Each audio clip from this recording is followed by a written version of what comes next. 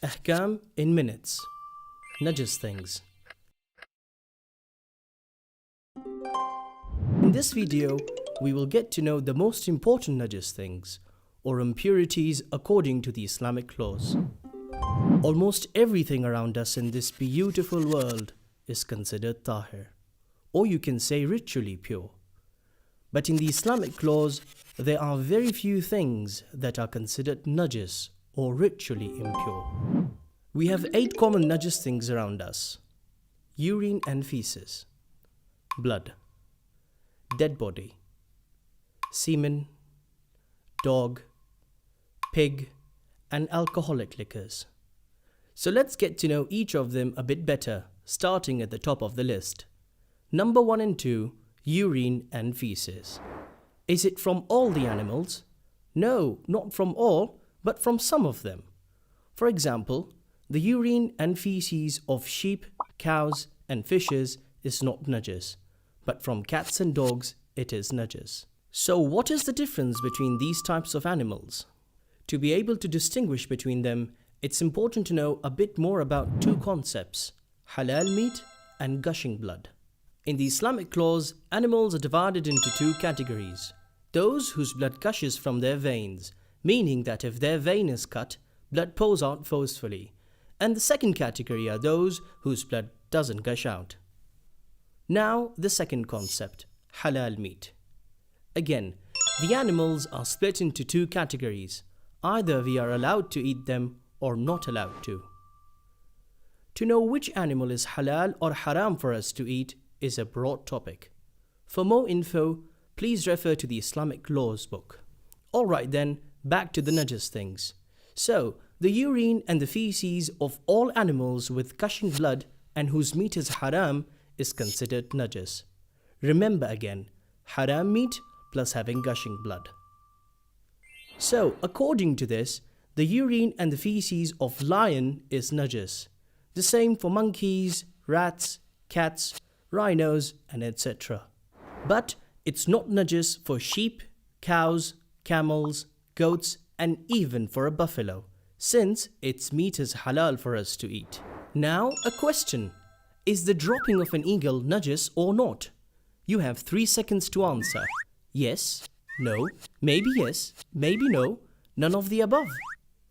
Well, the right answer is that according to some of our scholars, it's not najis, even though the eagle's blood gushes out and its meat is haram for us to eat.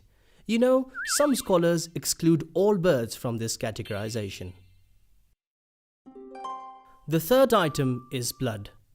This includes the blood of human beings and any animal whose blood gushes out of their veins. Once the blood is out of the body, it's considered najis. And the blood of those animals that doesn't gush out, such as fishes and insects, is not najis. So, another question. Sometimes when we buy halal meat, we see some blood on the meat. Is this blood najis? This blood is considered tahir. Since the animal was slaughtered according to the Islamic laws, only the blood which comes out from the neck during the slaughtering is najis. Once the animal is no longer alive and the blood stops gushing out, what remains inside the body is tahir. The fourth item is the dead body. Again, that of a human being or of any animal whose blood gushes out. If an animal of this category dies in a manner other than that prescribed by the Islamic law, like in an accident or from illness, it will be considered as mayyit or dead body, no matter if its meat is halal or haram for us to eat. The mayyit or the dead body and most of its parts are najis. For example, the skin, meat, leather, and whatever is made from them is najis. But the dead bodies of animals who don't gush blood, such as fishes, are not najis. The fifth najis substance is the semen of human beings and of every gushing blood animal. Number 6 and 7 of the Nijasaat things are dogs and pigs, and all their parts, dead or alive. But note that these 2 animals, like all other animals, are respected in Islam, and their rights should be observed. Number 8 of Nijasaat is the alcoholic liquor, made from grapes which intoxicates. Some scholars consider all types of intoxicants najis, whether it's from grape or not. Now that we know what the najis things are, let's review some general rules. Number 1. Being najis does not necessarily mean being dirty. Some things could be completely clean, even sterile, yet still be considered najis, and vice versa. For example, you could wash and disinfect a pig perfectly, however, it still remains najis. Number 2. If these najis things touch any wet object, they make it najis.